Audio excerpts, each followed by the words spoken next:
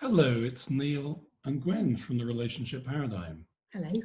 This is Isolationship Day 34. Gosh, that seems a big number. It does. And today's topic, I thought we'd talk about keeping score.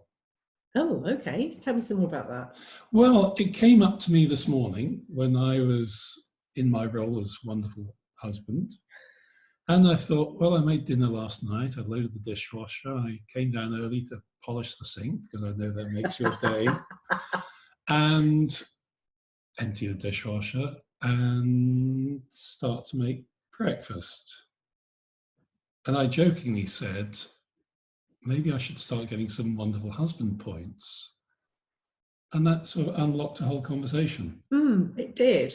And I was noticing and had noticed, we made a video, I think a couple of weeks ago, where we talked about what would be even better if, as we knew we were going to be facing another 3 weeks of lockdown. Yeah, the weekly State of the Union meetings. Yes. Yeah.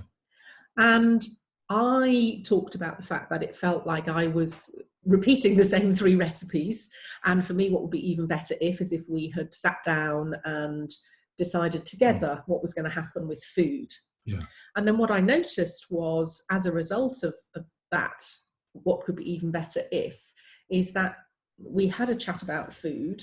You started doing shopping, you started cooking my meals every night for about a week or 10 days, which has been absolutely wonderful because I've been quite busy with work, which has meant I haven't had as much time to think about those sorts of things.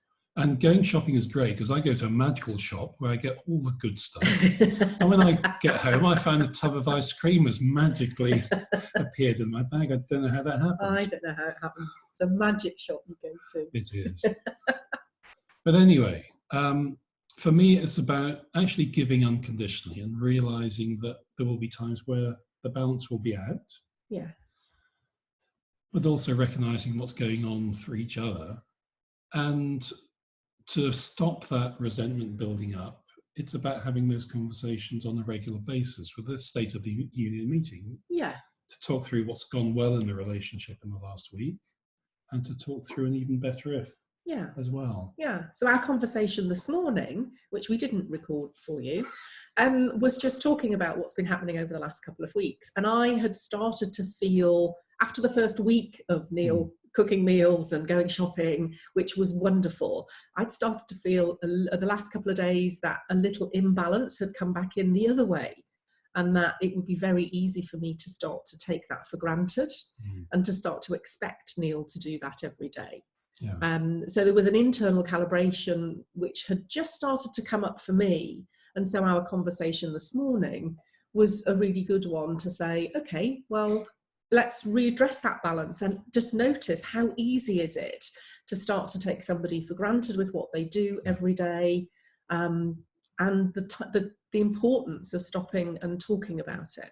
Yeah. And changing that conversation. Absolutely, because balance is very hard to maintain all the time. There will be a lot of time where you're out of balance. But secondly, if you're starting to feel the balance is going the wrong way, try and raise that conversation in a positive way without blaming the other person. So I did it using humour. You did it in a humorous way this morning, which actually made me stop and think and kind of go, oh, actually, that resonates with something inside me, which was starting to feel there was an imbalance. And so we had the conversation about it.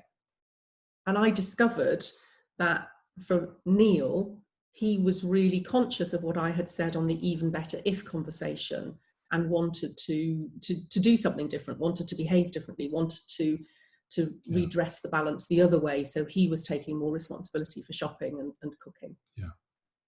So the message is, have those regular conversations, the State of the Union, focusing on what's gone well, what could be even better if. Yeah.